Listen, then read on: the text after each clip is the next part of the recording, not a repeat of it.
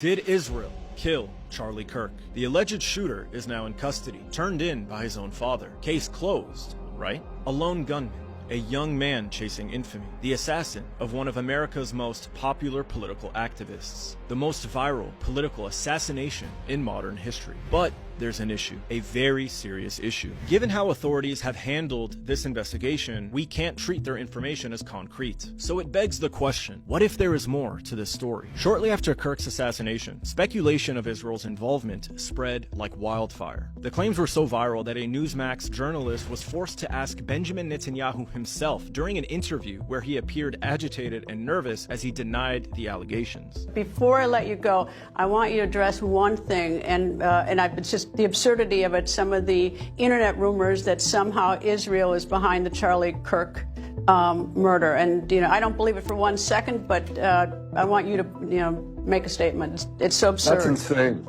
That's insane. It's not only insane, I think it's so absurd, so stupid, and so ridiculous. You can't believe that people are saying that.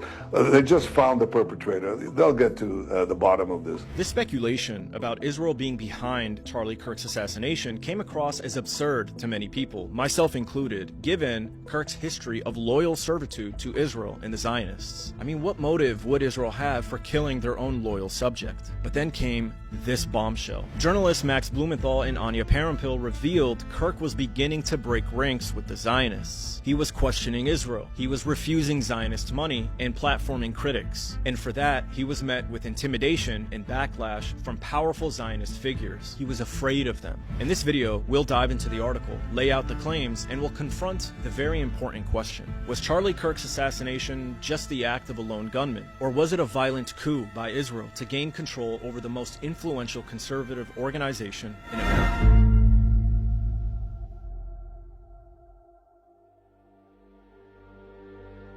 There's a famous expression in Latin dating back to the classical period when attempting to identify criminal suspects. Cui bono, or who benefits? This question comes to mind when considering whether or not Israel is responsible for arranging Charlie Kirk's assassination. To even consider whether or not Israel may be responsible, you first have to believe that they somehow benefited. Therefore, for Israel to benefit from Charlie Kirk's assassination, Charlie Kirk would have to no longer be of benefit to Israel. To many, including myself, Charlie Kirk was a loyal and beneficial propagandist to Israel. He spent his entire career spreading the myth of Judeo-Christian values. This country was founded on a Judeo-Christian construct, which is a gift from the Lord, and we must honor that. He routinely claimed Israel was America's greatest ally and propagated the false claim that Palestinians never existed. What you trying to say? I don't think the place exists.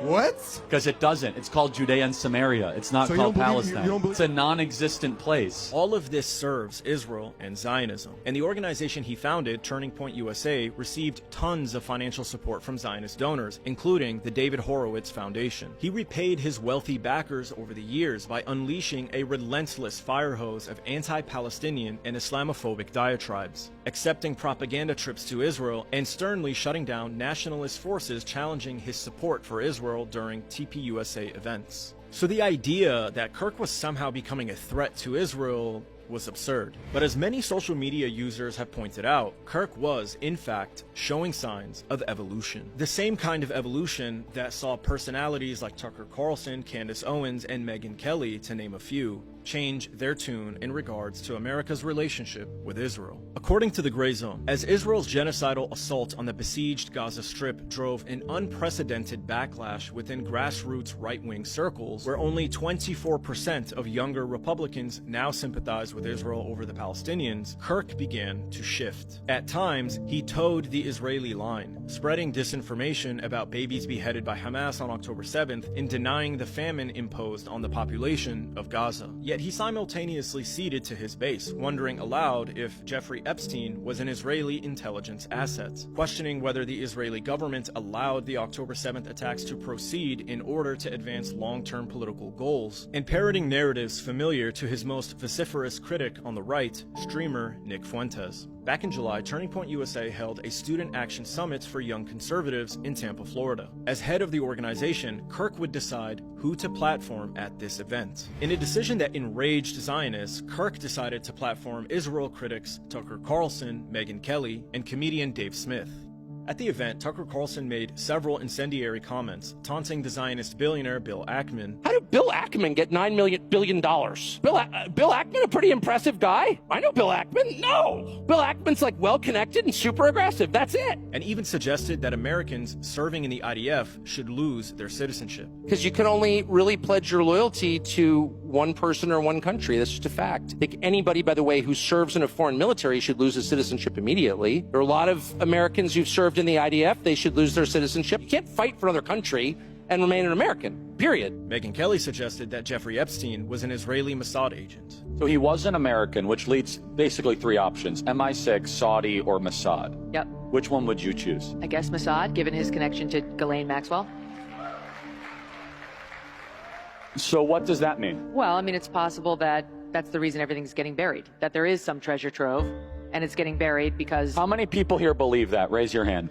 Okay, I'd say about half the hands think that it's being buried because of an Israeli thing. And Dave Smith heavily criticized Israel's genocidal actions in Gaza. Because it's not a war, it's the destruction of a captive people. Gaza's been occupied since 1967 by the Israelis, and they're now just slaughtering the people there. On social media, Zionists went into a frenzy, denouncing Charlie Kirk as a traitor. The Jewish Zionist Laura Loomer tweeted, "After this weekend, I'd say he has revealed himself as a political opportunist. Lately, Kirk has decided to behave like a charlatan. It really is shameful, and honestly, I am just disgusted with the constant flip-flopping on the right." In the Times of Israel, a blogger called Kirk out for promoting anti-Semitism. Quote, "Charlie, what are you doing? You know the difference between good faith critique and coded anti-Semitism. When people obsess over AIPAC while ignoring Qatar, China, Saudi Arabia, the UN, that's not objectivity. That's targeting. Leadership also means knowing when a conversation is no longer a conversation, it's manipulation. It's how the seeds of Jew scapegoating get watered, not by swastikas, but by just asking questions." Finally, she warns, "Charlie, don't abandon your post. You've stood for truth when it wasn't easy. Stand now with Israel,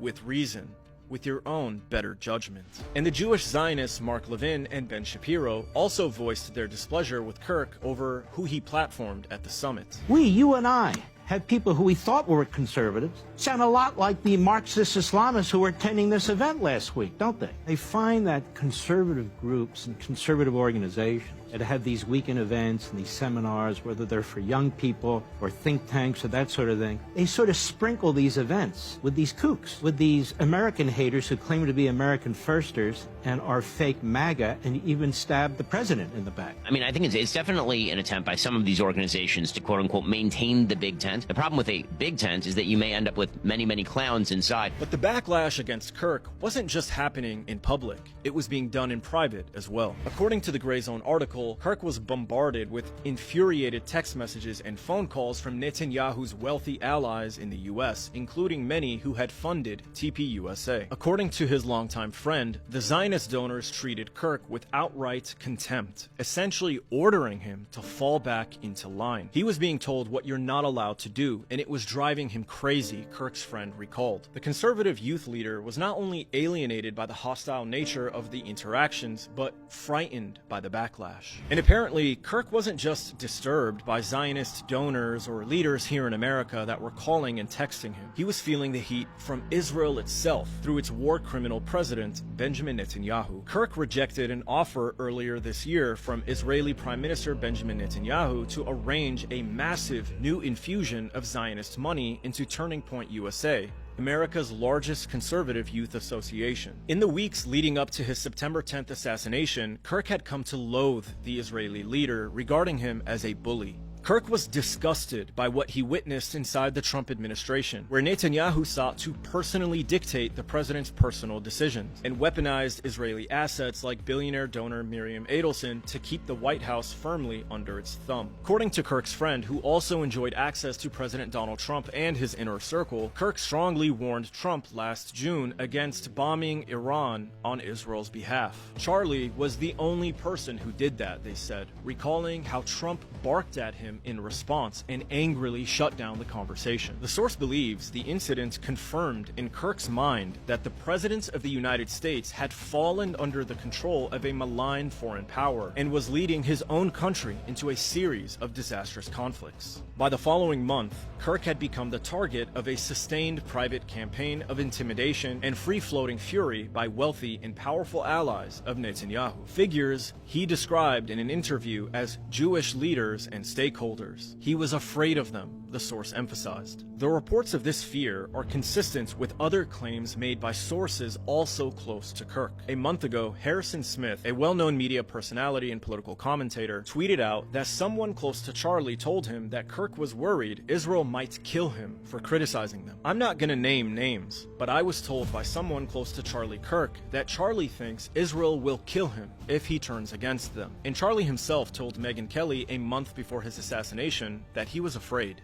But I am sick of being lectured on, like, you have to see it exactly as we see it and support everything, or you're against us. I got texts about you, Megyn. Why is Megyn, like, doing the bidding of Hamas? I was like, what are you talking about? Megyn's the best. And I said, why are you texting me about Megyn? This is what they don't understand. You and I, Megyn, and Tucker is in the same category, and they've tried to go after Tucker. The more you attack our moral character, the more we're going to double down in a direction, because 100%. Screw you, I don't do it that way, okay? On some part of the population, you can scold them into silence, but if I have any deviation of a purity test, any deviation whatsoever, such as hosting a focus group, right, Megyn, with a bunch of our students that went viral, having Dave Smith or Tucker at my event, it is all of a sudden, oh, Charlie is he's no longer with us and all that. I said, wait a second, what do you mean? What does with us mean exactly, right?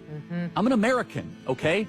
Like, I represent this country. The more that you guys privately and publicly call our character into question, which is not isolated, right? Megyn, it would be one thing if it was one text or two texts. It is dozens of texts. Yes. Then we start to say, hold the boat here.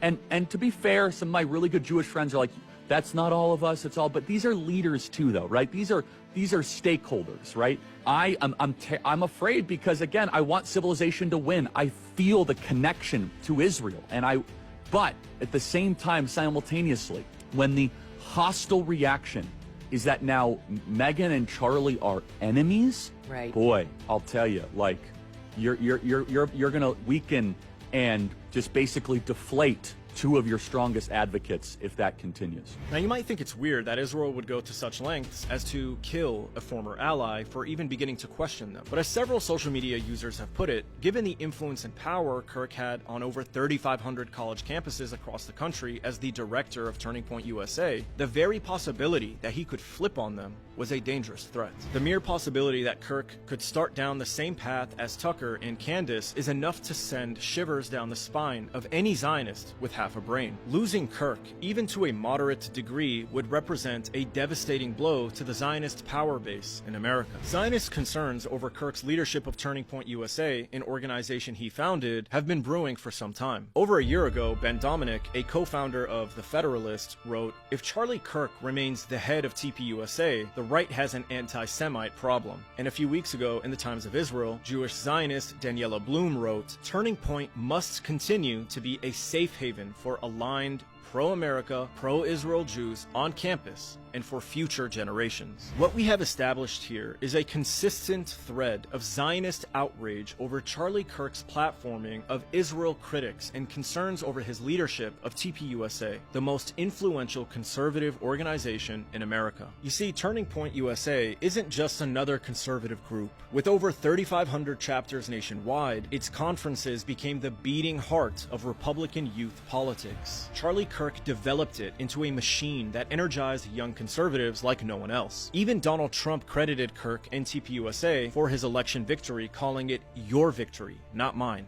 This is why the stakes were so high for the Zionists. If Kirk had continued drifting toward criticism of Israel, it wouldn't just be another commentator questioning Zionism. It would mean the entire conservative youth movement could begin shifting its views. Unlike Tucker Carlson, Candace Owens, or Nick Fuentes, who can be dismissed as fringe and independent commentators, Kirk and TPUSA had mainstream power. They organized the grassroots. They had access to the White House. That is exactly why Netanyahu offered to bankroll TPUSA, to make sure Kirk never turned that influence against Israel. As the founder of this organization, rejecting this funding essentially denied Israel the ability to gain leverage over Kirk's position as leader of the organization. So without access, they couldn't threaten to remove him from the position. And when gangsters can't buy you or control you, well, they kill you. Kid, you work it out any way you want, but nobody's backing out of the deal. Mr. Cinelli, I'm sorry, but the bottom line is I'm not selling the company to you.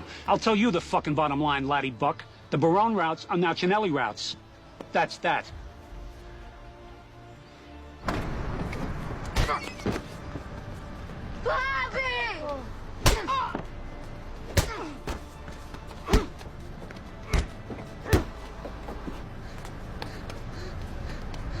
So even though Kirk routinely amplified Israeli propaganda, simply questioning Israel's actions in a critical light seems to have been a step too far for Zionists who have lost virtually all support from young Republicans. In Charlie Kirk's final interview, he raised what can only be described as the gentlest of questions with Ben Shapiro about ethnic cleansing in Gaza. We've pushed back against the media on COVID, on lockdowns, on Ukraine, on the border, so maybe we should also ask a question: is the media totally presenting the truth when it comes to Israel? Just a question, that maybe we shouldn't believe everything the media says, because I know I've been conditioned to ask a lot more critical questions over the last couple of years. So, Ben, some people would accuse Israel of wanting to ethnically cleanse. Some people in the Israeli government are saying, again, it's all over the place, right? You have opinions all over. In your opinion, what would a good outcome 5 years from now be, and how does one respond to the claims of ethnic cleansing? 24 hours later, Charlie Kirk was shot in the neck and killed. With Kirk now dead, Zionists began covering up this tension and claiming he was a loyal friend of Israel until the very end. Netanyahu first tweeted prayers for Kirk at 3:02 p.m. in the afternoon on September 10th, minutes after news of the shooting broke. He has since authored 3 additional posts about Kirk, even breaking away from the Israeli war cabinet to spend the afternoon of September 11th memorializing the conservative leader on Fox News. During that interview, Netanyahu did his best to insinuate that Israel's enemies were responsible for murdering Kirk, despite the fact no suspect was named or in custody at the time. The radical Islamists and their union with the ultra-progressives, they often speak about human rights, they speak about free speech, but they use violence to try to take down their enemies. None of this, of course, is concrete evidence that Israel was behind the assassination of Charlie Kirk. But what this does reveal are 3 important facts. The first is that Kirk was beginning to criticize Israel, even if it was too soft, too little, too late. The second is that Charlie Kirk was growing frustrated over Israel's attempt to control what he says and who he speaks to. And the third is that the Zionists were also incredibly frustrated with him and worried about his position as the leader of TPUSA. So when it comes to the famous Latin expression, cui bono, or who benefits, there is evidence to believe that Israel and the Zionists do. Within 24 hours of Kirk's death, Shapiro announced that he would be launching his own campus speaking tour, vowing, "We're gonna pick up that blood-stained microphone where Charlie left it." But what do you think? Is there anything that I'm missing? Let me know in the comment section. And of course, don't forget to read the article by The Gray Zone, which is linked in the comment section below. If you liked this video, please consider subscribing and donating to keep me going. Thank you, and take care of yourselves. Trust nothing.